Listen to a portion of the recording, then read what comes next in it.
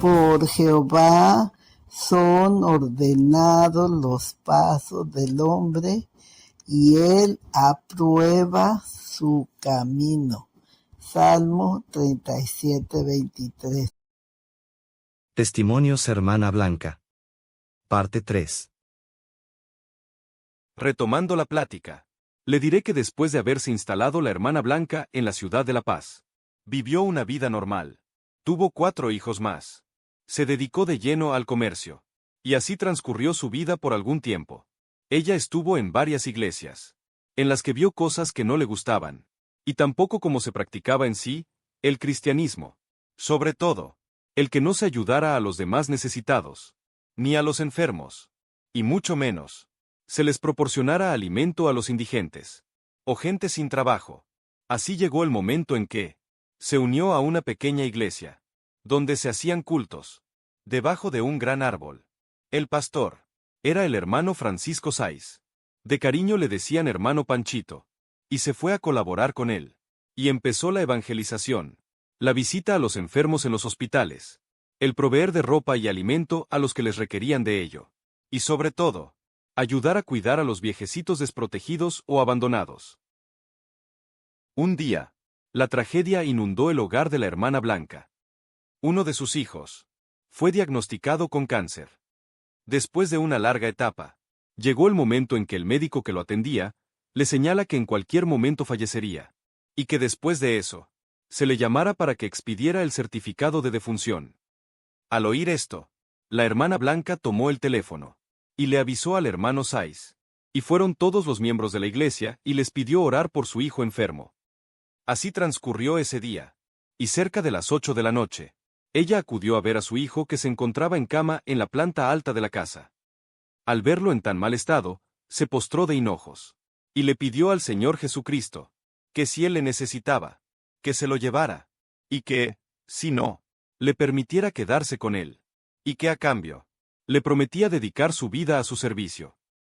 Estuvo una media hora con su hijo, y bajó a seguir orando, con las personas que la acompañaban, y le pedían a Dios por su hijo. Aproximadamente a las 9 de la noche, y ante la sorpresa de todos, su hijo enfermo bajó las escaleras de la casa y le dijo: «Mamá, ¿me puedes dar algo de comer? Porque tengo mucha hambre». Todos incrédulos voltearon a ver este milagro.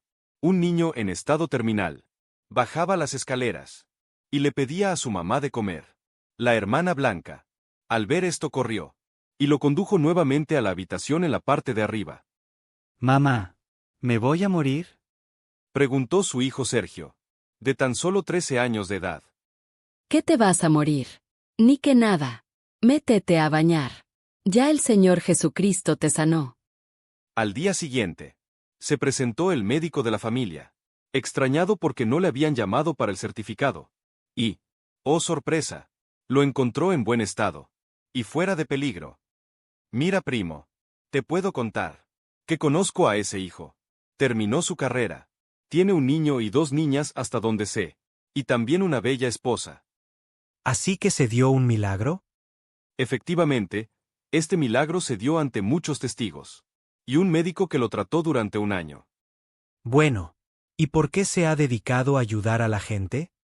Mira, primo, a los 15 años de edad, un día le dijo a un padre que había leído en la Biblia que para el perdón de los pecados había que bautizarse en el nombre del Señor Jesucristo, y que él lo hiciera. Él le contestó que no podía, y que le dijera dónde decía eso.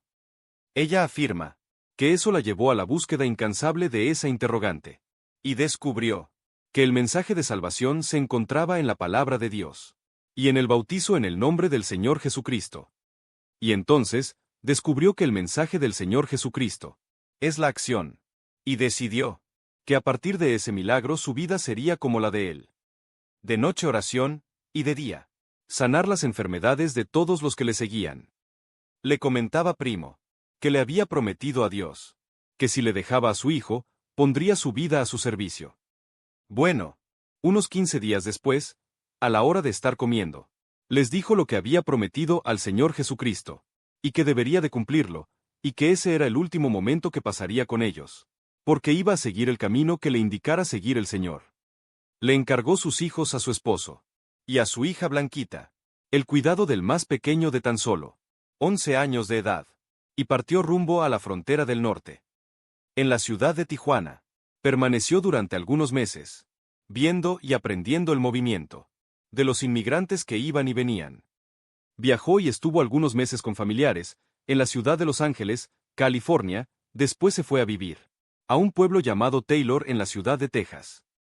Posteriormente, se regresó a la Ciudad de México a visitar su hermano José Luis, su esposa María Saldierna y sus sobrinos, Karen, Michelle y Rubén. Este descanso le vino bien, después de haber estado pasando a una gran diversidad de personas que no tenían dinero para cruzar, o que los había deportado la migra. Se cuenta mucho la anécdota de que para cruzar a los inmigrantes, se propuso conocer una ruta para poder llevarlos al otro lado de México. Un día, con tan solo un galón de agua, se internó en el desierto, caminó, caminó y caminó, por horas durante 2 días. El calor era abrasador, y poco a poco se le fue acabando el apreciado líquido. Durante el tercer día, buscó unos árboles para poder guarecerse de ese calor quemante. Ya llegada la noche, caminó y caminó hasta desfallecer, y pensando que iba a morir, se quedó inmóvil, y encomendándose al Señor Jesucristo, se quedó dormida. Un ruido de un tráiler la despertó sobresaltada. Se enderezó, y alcanzó a ver que pasaba ese vehículo a toda velocidad. Y luego otro. Y otro. Empezó a recordar que se había quedado dormida, con hambre y sin agua, completamente deshidratada. Y lo último que recordaba era que se había encomendado al Señor Jesucristo. Y se daba cuenta que se encontraba a la orilla de un montículo, de una carretera dentro de los Estados Unidos. Estaba viva, y se había salvado. Entonces se dijo que ya podía empezar su ministerio. Unas personas le proporcionaron agua y alimento, y le dijeron que era la primera persona que salía con vida del desierto en esa forma. Después de haber pasado eso, su hermano José Luis se había quedado sin trabajo en la Ciudad de México, por lo que les ofreció llevarlos a él y su familia a los Estados Unidos. La hermana Blanca decidió que la forma de servirle a Dios era pasar a los migrantes que tenían la necesidad de cruzar, por lo que tomó un mapa de la frontera y decidió que lo mejor era Matamoros, porque el río baja sin fuerza y hace curvas al llegar al mar. Así que, sin más ni más, se fue para Matamoros, y nada más llegando se acercó al río, encontrándose con un muchacho llamado Mateo, al que le pidió de favor que la sacara si veía que se estaba ahogando. Bueno, a pesar de sus limitaciones en el arte del nado, se lanzó al agua, y nadó, nadó y nadó, hasta llegar al otro lado. Lo hizo de regreso, y al llegar Mateo le preguntó: ¿Por qué hace esto? ¿Se quiere ahogar? Mira, Mateo, voy a traer gente para cruzarla, y me gustaría que tú me ayudaras, y me dijeras cuánto me cobrarías por ello. Después de haber convenido la cantidad, Mateo le informó de la parada de camiones, ubicación del aeropuerto y todos los pormenores. Fue así que, arriba de un camión, de los llamados guajoloteros, llenos de bultos y cajas, realizó el viaje con su familia, para encontrarse con el sueño americano. Después de eso, estuvo predicando la palabra de Dios, desde San Luis Potosí, Coahuila, Sonora y anexas. Esto último fue un chascarrillo que usan los camiones de pasajeros. Ja, ja, ja. Está bien, amigo. Creí que usted no se reía. Y era todo seriedad. Pero sígame contando. Bueno, te decía que les ofrecía llevarlos a Matamoros, cruzarlos, y además conseguirles trabajo. Así que allá se cuentan sus historias. Y es que pasó por Austin, San Antonio y Dallas, Texas. Pero eso ya te lo contaré en otra ocasión. Esta historia continuará.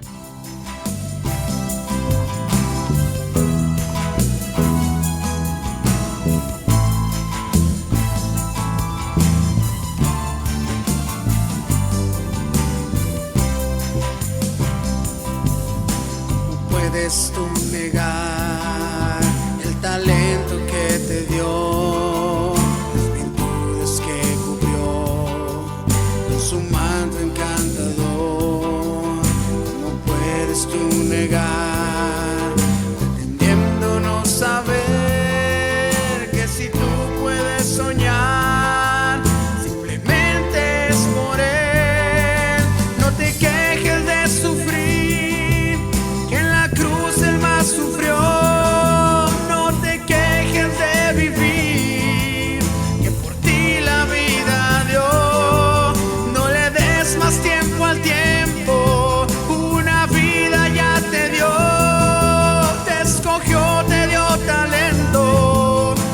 más pides del Señor?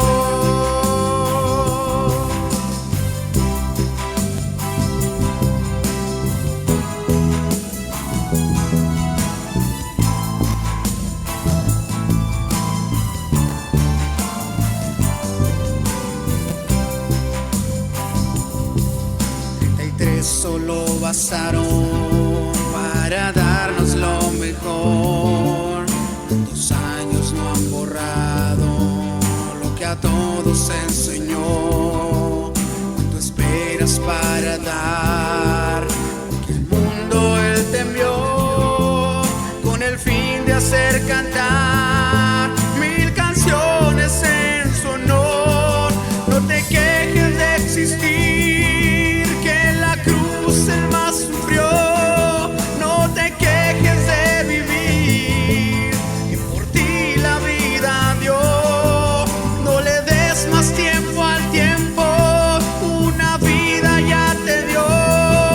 Te escogió, te dio talento.